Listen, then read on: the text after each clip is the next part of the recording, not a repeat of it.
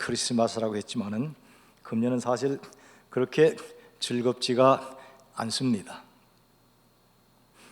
그래서 어떤 사람이 보낸 문자에 보면 금년은 슬픈 크리스마스, 새드 크리스마스 이렇게 문자를 보낸 사람도 있고요.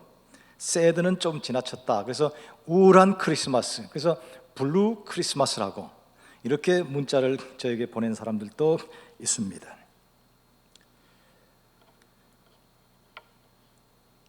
평소 같았으면 우리가 작년, 재작년 그 보면 어젯밤부터 아니 그 이전부터 교육기관들은 유년주일학교 아이들 와서 무슨 연습하느라고 저녁마다 여기 꽉 찼을 테고 어제 저녁은 여러 행사로 교회가 북적북적했을 것입니다.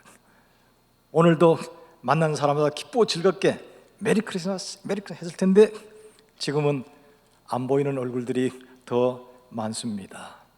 이쪽에 많이 앉으셨던 장로님들 안 보이시고요. 권사님들도 이쪽에 많이 앉으시는데 권사님들 안 보이시고 저 2층에 계시던 분들, 뒤에 계시던 분들 보고 싶습니다. 그래서 말은 메리 크리스마스라고 하지만은 속은 블루 크리스마스라고 외치고 있습니다. 또 누가 보낸 글을 보니까 산타도 금년에는 24일이나 25일 날 못 온다고요. 왜? 오긴 왔는데 2주 자가격리 때문에, 지금 어디서 자가격리하기 때문에 1월 9일이 돼야 2주가 풀려서 온다고, 그때까지 기다리라고 그런 문자도 제가 받아봤습니다. 제가 오늘 준비한 말씀은 요한복음 5장 39절, 너희가 성경에서 영생을 얻는 줄 알고 성경을 연구하거니와 이 성경이 내게 대하여 증언한다 하신 주님의 말씀을 가지고 주께서 오심과 그리고 오셔서 하시는 일들에 대하여 성경이 어떻게 예언하고 있는가 하는 것을 말씀을 드립니다. 그래서 그 예언이 다 이루어졌다는 것을 저는 성경으로 여러분들에게 증언하려고 합니다. 성경은 구약과 신약으로 되어 있는데 구약은 옛날 약속, 옛날 증언, 신약은 새로운 증언, 새로운 약속이라는 뜻입니다. 그 증언이 신실하지 않으면 거짓 증언이 되고 약속이 이루어지지 않으면 그것은 공연불이 되어버립니다. 가짜 보증수표가 되어버리는 것이죠. 그러나 성경에 예수님에 대하여 증언하고 약속된 모든 것들은 다 이루어졌기 때문에 신실하고 믿을만한 것입니다. 우선 예수님에 관하여 성경의 첫 번째 약속되어 있는 것은 창세기 3장 15절입니다. 거기 보시면 하나님께서 뱀과 그 아담과 하와에게 말씀을 하십니다. 뱀의 후손은 여인의 후손과 원수가 되게 한다.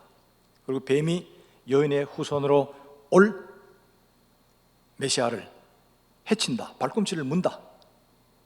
그런 다음 여인의 후손은 뱀의 머리를, 성경은 머리라고 되어 있지만 사실은 대가리가 맞습니다. 짐승은 대가리고 사람은 머리입니다.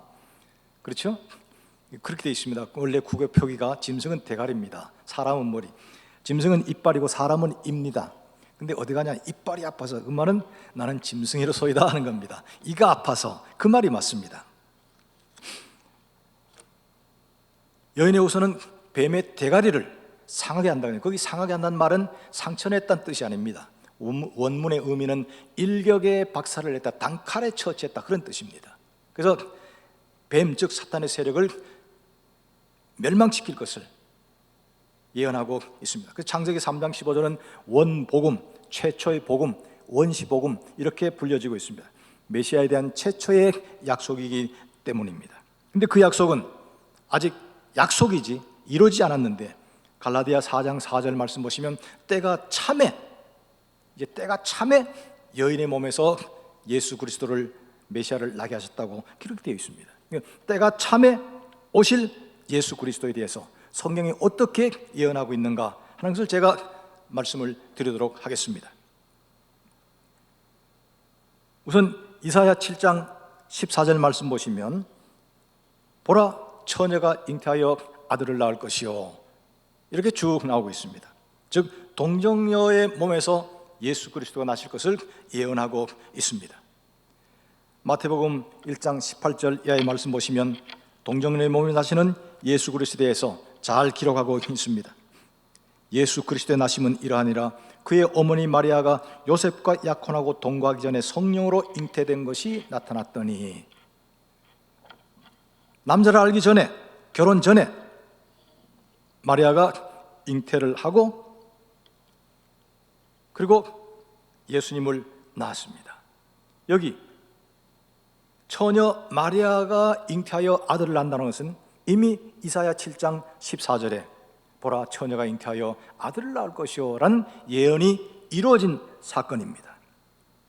여기서 우리가 주의해야 될 것은, 사실 처녀 몸에서 났다는 것은 예언이 성취된 것으로 중요하지만은 보다 더 큰 의미는 성령으로 잉태되었다는 것이 더 큰 의미를 가지고 있습니다. 동정녀, 쉬운 말로 처녀 마리아도 원죄가 있는 여인입니다. 그 여인이 혼자서 생명을 잉태할 수는 없습니다. 성령께서 임하셔서 생명을 잉태시켰습니다. 왜? 성령님은 생명의 영이시기 때문입니다. 맨 처음 하나님께서 흑으로 인간을 만들어 놓으셨는데 거기도 성령께서 오셔서 생명을 불어넣으시니까 살아있는 인간이 되었거든요. 흙덩이도 성령께서 생명을 넣으시니까 살아있는 사람이 되었는데, 살아있는 마리아의 몸에 새로운 생명을 잉태하는 것은 별로 그렇게 힘든 일이 아닙니다. 그래서 성령으로 잉태하셨다는 것, 이것이 중요합니다. 성령으로 잉태하셨기 때문에 예수님은 나기도 전에 이미 거룩한 자라는 그런 이름을 천사로부터 받았습니다. 누가복음 1장 35절 말씀 보시면 나실 바 거룩한 자는 이렇게 하나님의 아들이라 일컬음을 받을 것이라고 나기도 전에 거룩하다고 했습니다.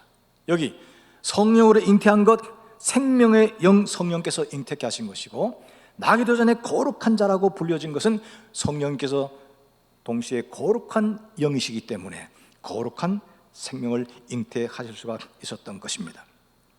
이토록 처녀가 잉태하여 이사야의 예언이 이루어졌습니다. 그 다음 어디에 나실 것인가 하는 것도 이미 예언이 되어 있던 것입니다. 미가서 5장 2절 말씀 보시면 유다 땅 베들레헴아, 너는 유대 고을 중에 가장 작지 아니하도다. 내게서 한 다스리는 자가 나와서 내 백성 이스라엘의 목자가 되리라, 이렇게 예언되어 있습니다. 그래서 예수님께서 베들레헴에 나신 것 이미 미가 선지가 예언했습니다.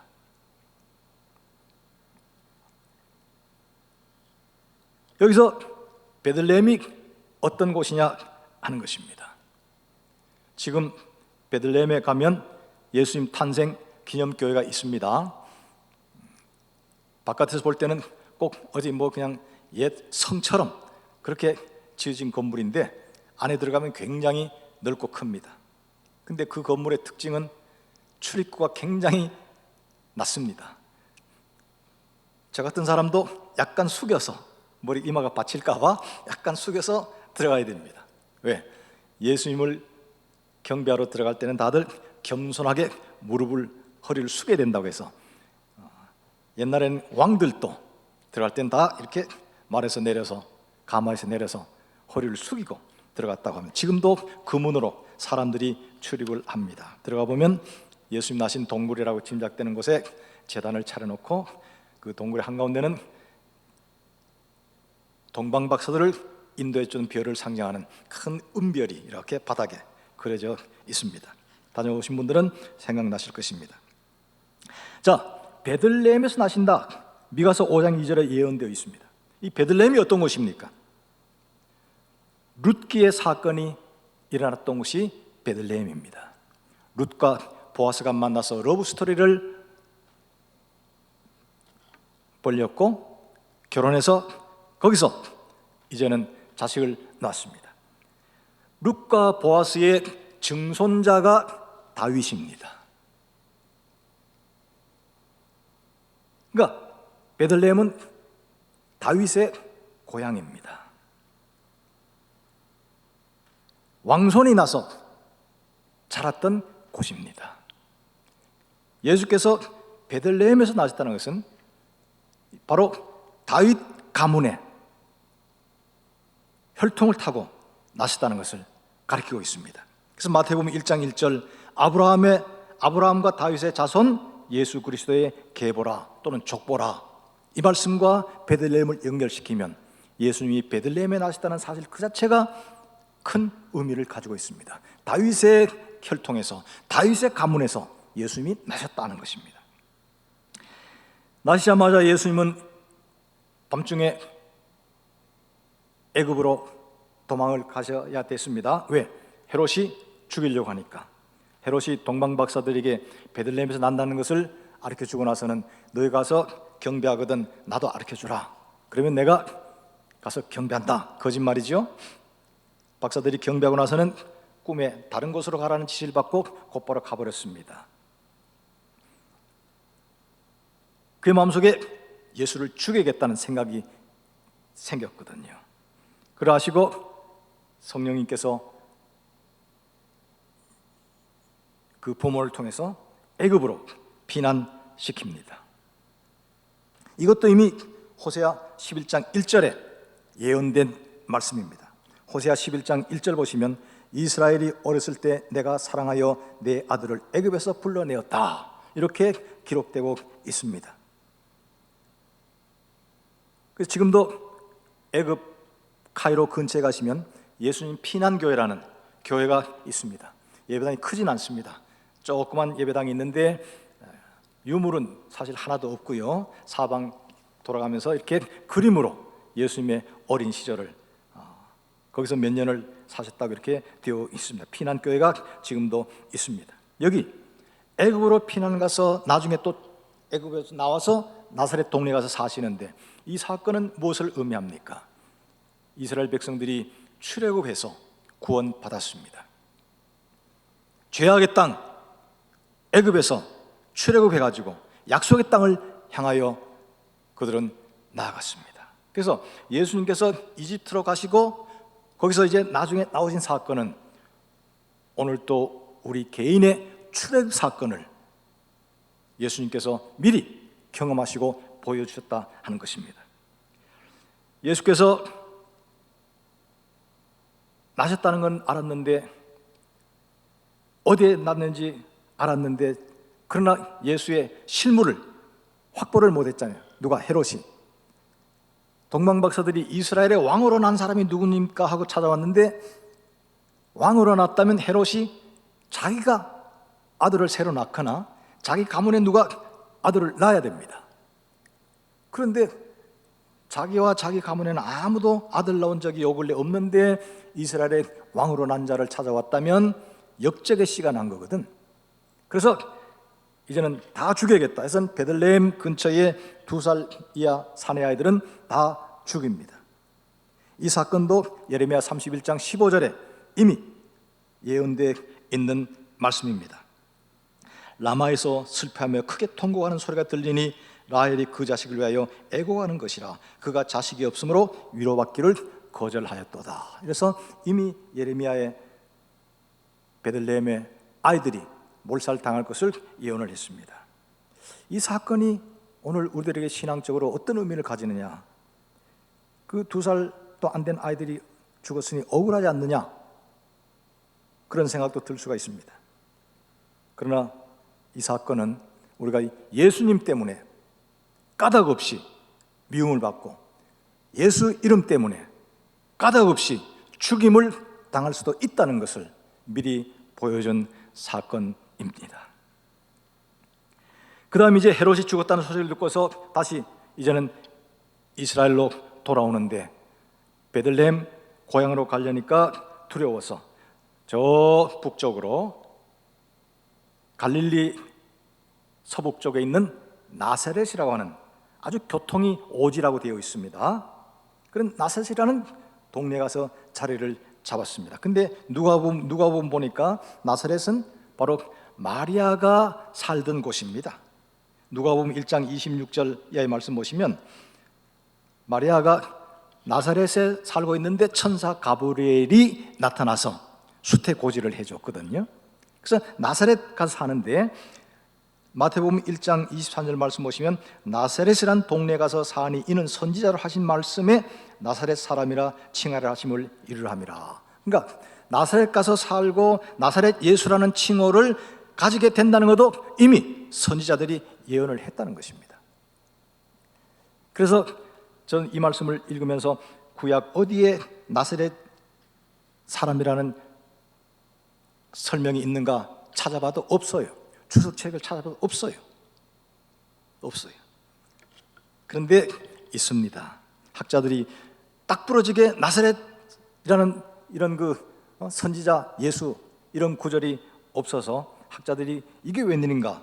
성경은 분명히 선지자로 하신 말씀에 나사렛 사람이라 칭하라 그 말씀이 이루어졌다 그랬는데 어디에 그러면 나사렛이라는 글씨가 있는가 찾아봤더니 있습니다.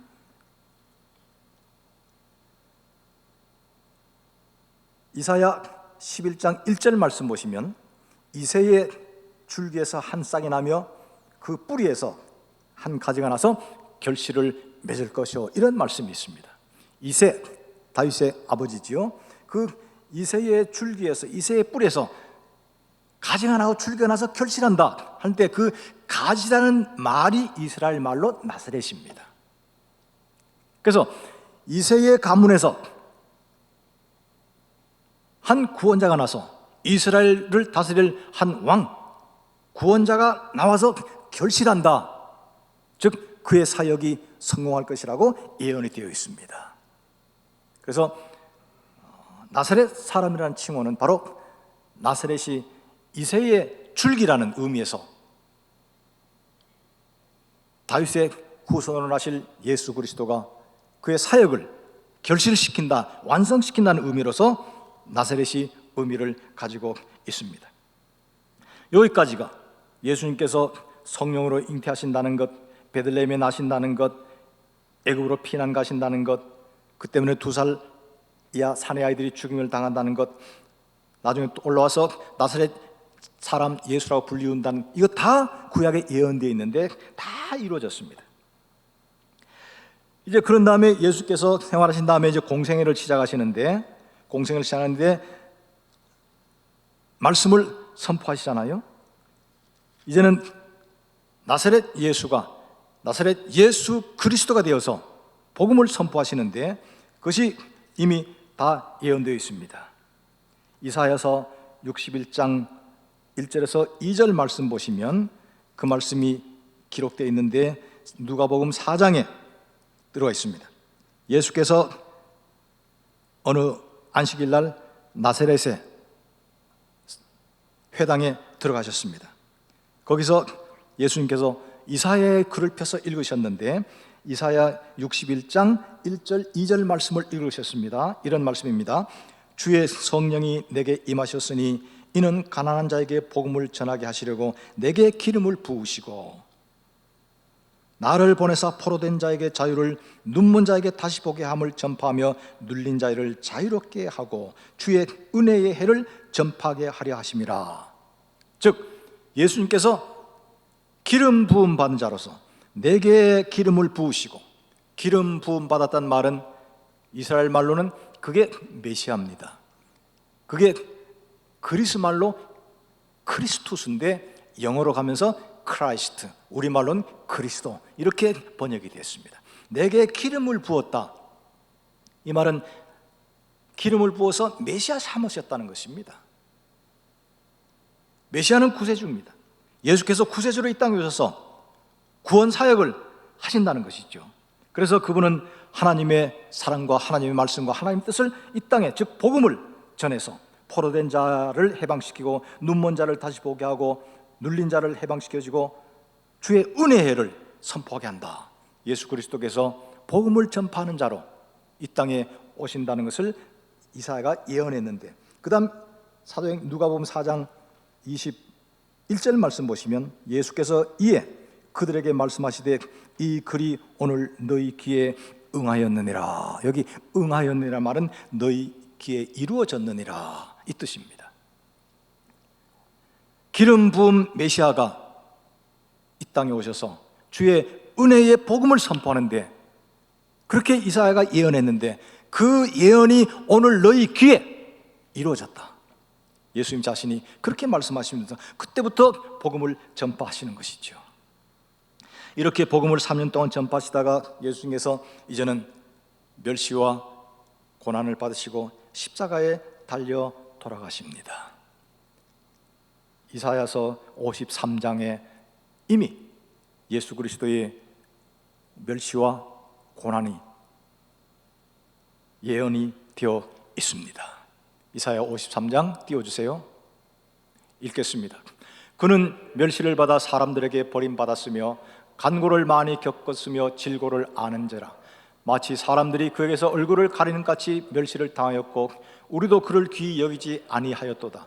그는 실로 우리의 질고를 지고 우리의 슬픔을 당하였거늘 우리는 생각하기를 그는 징벌을 받아 하나님께 맞으며 고난을 당한다 하였노라. 그가 찔림은 우리의 허물 때문이요 그가 상함은 우리의 죄악 때문이라. 그가 징계를 밟음으로 우리는 평화를 누리고 그가 채찍에 맞음으로 우리는 나음을 받았도다. 우리는 다 양 같아서 그릇 행하여 각기 제 길로 갔거늘 여호와께서는 우리 모두의 죄악을 그에게 담당시키셨도다. 그가 질고를 받고 고난을 받은 것이, 멸시천대를 당한 것이 바로 나 때문이라는 것, 내 죄악 때문이라는 것을 이미 이사야서에 예언하고 있습니다. 십자가에 달렸을 때에 이스라엘 백성들이 심지어 대제사장도 밑에서 조롱을 했다고 되어 있습니다. 마태복음 27장 40절 44절 말씀 보시면 내려와라, 네가 하나님의 아들이거든, 내려와라, 그러면 내가 믿겠다, 남은 구원한다고 하면서 너 자신 한번 구원해봐라, 이렇게 조롱을 했는데 그 조롱의 말이 시편 22편 7절 8절에 그대로 예언이 되어 있습니다. 예수님께서 임종하시니까 그 옷을, 그때는 옷이 귀했죠, 나누어서 병사들이 나누어 가지는데 속옷은 제비 뽑아 나누는데 시편 22편 18절 말씀 보시면 저희가 내 속옷을 제비 뽑나이다, 이렇게 그것까지도 이미 예언이 되어 있습니다. 이제 빨리 죽이기 위해서 양편 강도들은 무릎뼈를 꺾었다고 합니다. 근데 예수님은 보니까 이미 돌아가셨어, 6시간 만에. 그래서 무릎뼈를 꺾지 않았습니다. 대신에 진짜로 죽었는지 하고 창을 옆구리에 찔러 봤다고 되어 있습니다. 근데 거기 예수님의 뼈가 하나도 꺾이지 않는다고 하는 것은 시편 34편 20절에 이미 예언이 되어 있습니다. 그 뼈가 하나도 상치 아니하리라, 이렇게 예언이 되어 있습니다. 그래서 예수님 공생의 메시아로서 주의 복음을 전파하신다는 것 예언되어 있었고, 그 마지막에는 멸시와 천대를 받고 많은 사람들의 대속물로 죽음을 당하고 그 죽음을 당할 때 조롱과 비웃음을 당하신다는 것, 그러나 뼈가 하나도 꺾이지 않는다는 것까지도 다 예언되어 있는데 이루어졌습니다. 돌아가셨습니다. 사흘 동안 묻혀 있었습니다. 사흘 뒤에 부활하셨습니다. 이건 예수님이 친히 요나의 사건을 가지고서 말씀을 하셨습니다. 너희가 표적을 구하나 요나의 표적밖에는 보여줄 표적이 없다. 마태복음 16장 4절. 그리고 12장 40절에 가면 요나가 밤낮 사흘을 큰 물과 물고기 뱃속에 있었던 같이 인자도 밤낮 사흘을 땅속에 있으리라 하시면서 예수님께서 사흘 뒤에 다시 부활할 것을 말씀하셨습니다. 그래서 요나서 사건은 예수님께서 사흘 밤낮을 땅속에 계시다가 묻혀 계시다가 그 다음에 사흘 뒤에 다시 부활하신다고 하는 것을 미리 보여준 하나의 예표적인 사건입니다.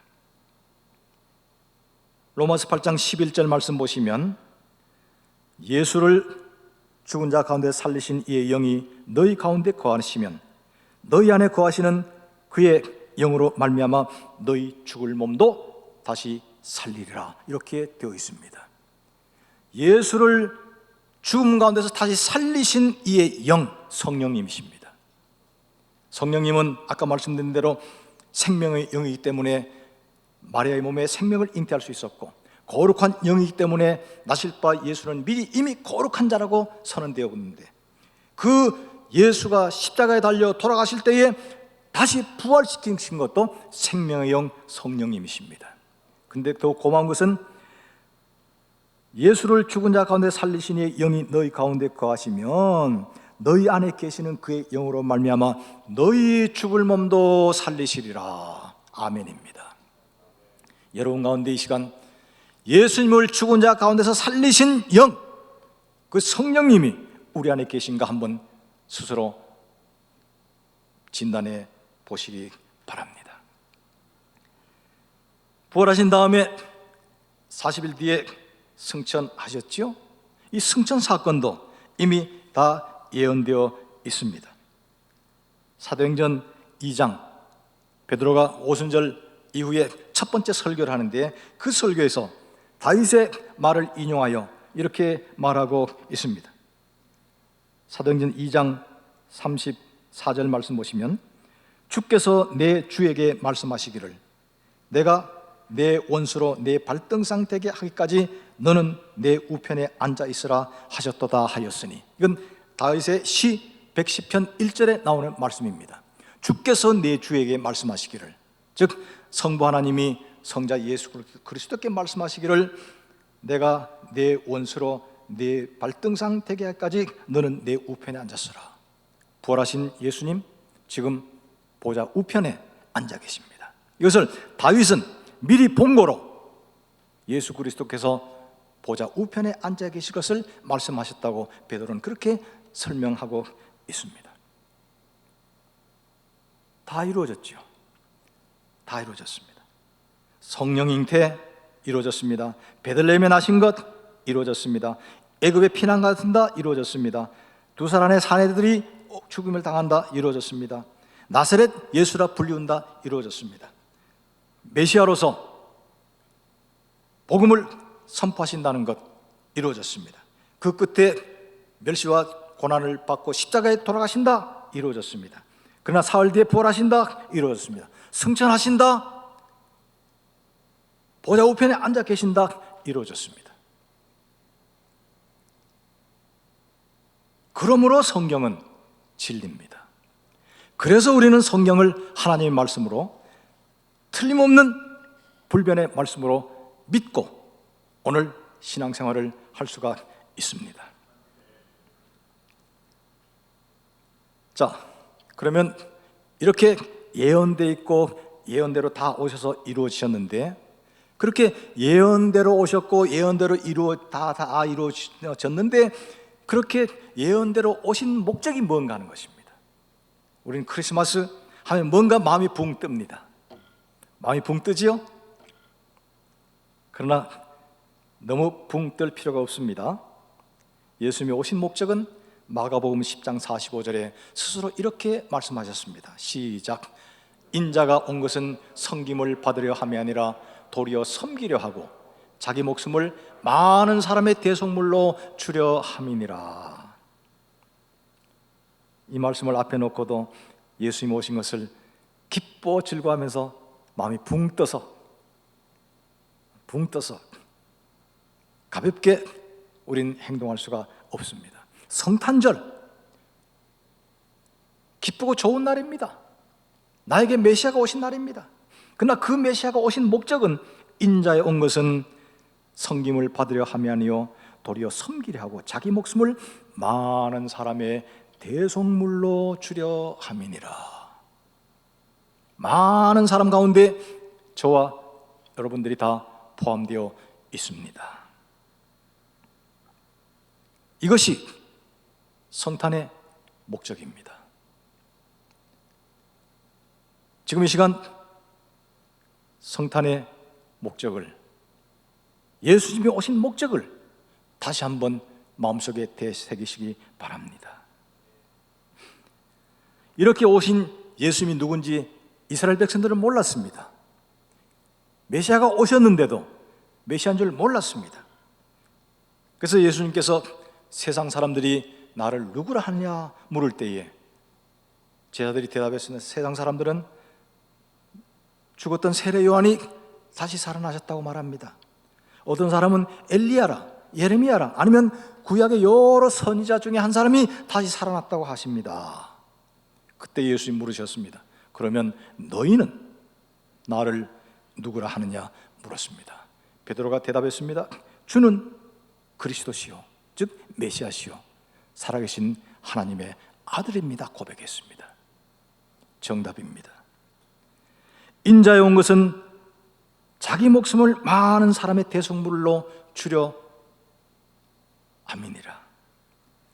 이렇게 많은 사람의 대속물을 대신하기 위하여 오신 예수 그리스도를 향하여 오늘 나의 주, 나의 하나님이 오셨습니다라고 고백하시기 바랍니다. 그래야 성탄절의 참된 의미를, 참된 목적을 우리가 마음속에 새겼다고 말할 수가 있습니다. 주님께서 다시 오신다고 말씀하셨습니다. 그때까지 우리 마음속에 주는 그리스도시요 살아계신 하나님의 아들입니다 라는 이 믿음이 변치 않아야 합니다. 왜? 오신다고 말씀하신 예수님 오셨습니다. 그러나 다시 오심하고 약속하셨는데 그것은 아직 진행형입니다. 그때까지 변치 말고 이미 이루어진 예언을 볼 때 믿을 만하다, 앞으로 이루어질 예언도 믿으면서 오늘의 신앙생활을 성실히 해 나가시기 바랍니다.